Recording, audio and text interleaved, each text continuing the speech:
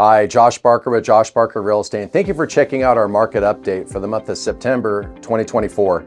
Like we'd like to do each month, let's go ahead and kick off the sales report by looking at last month and the month of July here in the local Shasta County Multiple Listing Service. Last month in August, the total number of homes listed for sale finished at 296. Now that number is down from 329 last year. And really what we're seeing is that our inventories are still, basically fairly slowly coming to market. And it's because so many people right now own a home, are enjoying an interest rate around 3%. And they're kind of locked in right now, waiting for those rates to come down. Next thing to look at is that in August, we had 185 properties that actually closed escrow. If you go back a year ago, it was 232. If you go back to 2022, it was actually 328. So as you can see, sales volumes have decreased year over year quite significantly.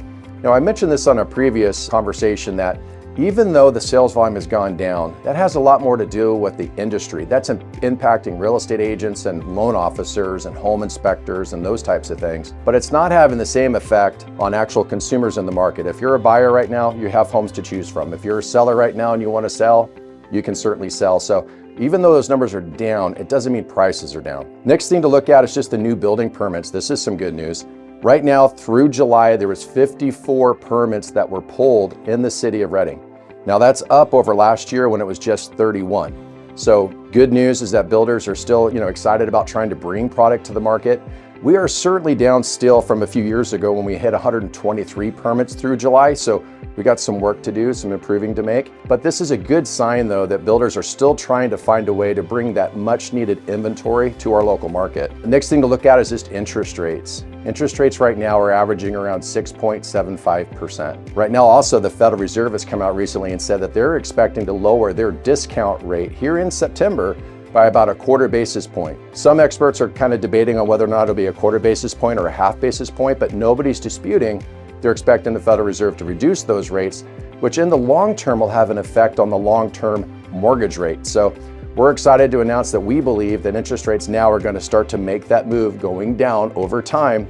And that's going to have an impact on affordability, and eventually it might help us to release some of that much needed inventory that's already sitting on there in the market where homeowners are sitting at that 3% mortgage. The next thing to look at is just the long-term rental market. Right now it's still performing exceptionally well. Right now we have a vacancy rate that's averaging around 6 to 7%, which means that only 6 to 7% of all rentals are vacant. And that actually accounts for the fact that there's some that are actually getting remodeled right now, getting painted, new carpets. Sometimes it takes a little bit of time for these rentals to actually get back to the market, and that's accounted for in that number. If you're curious, the average 3-bedroom, 2-bathroom home with a 2-car garage is renting out for $2,095 a month, according to rentdata.org. So that's what a rental's costing right now. Now, however, the short-term rental market, that would be like your vacation rentals and things like that, they're not performing quite as well. In fact, over the last year or so, we've seen some prices coming down to try to stabilize some of the vacancy issues there.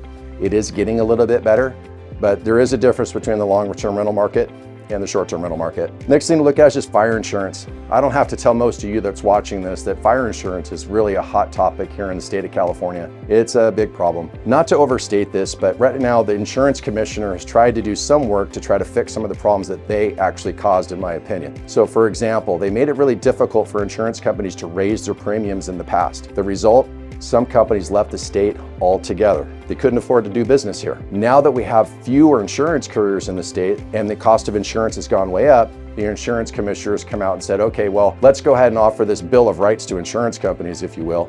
Let's see if we can't get them to come back. Now they're cautiously looking at the California again to come back to, but as a result, we've seen insurance prices in some cases go up on average of about 52%. Nationally, it's averaging about 29%. So of course, California's is much higher. And then on top of that, if you're in a high fire danger area, it's way higher. I don't have to tell some of you that's up 300, 400% higher than it was in the past. So this is a problem. We recognize it. We're hopeful that the state continues to be proactive to solve some of these problems so that we can get the insurance costs back down again. The last thing to talk about is just the real estate industry itself. On August 1st, as some of you already know, there were some rule changes that took place where buyers now, before showing homes to them, they'll be signing a buyer-broker agreement. And if you're a seller, now you're listing your property for sale with an agent and you're not offering compensation to a buying broker in advance. And so those two rule changes have already been in place for a little over a month now. What we can report to you is that it hasn't really changed much. Home sellers are still going to the market, home buyers are still making offers, and they're just simply requesting the seller to pay their buying broker. And at this point, that kind of seems to be the direction this whole thing is going. More to come in the months to come, but at this point, it does look like things are kind of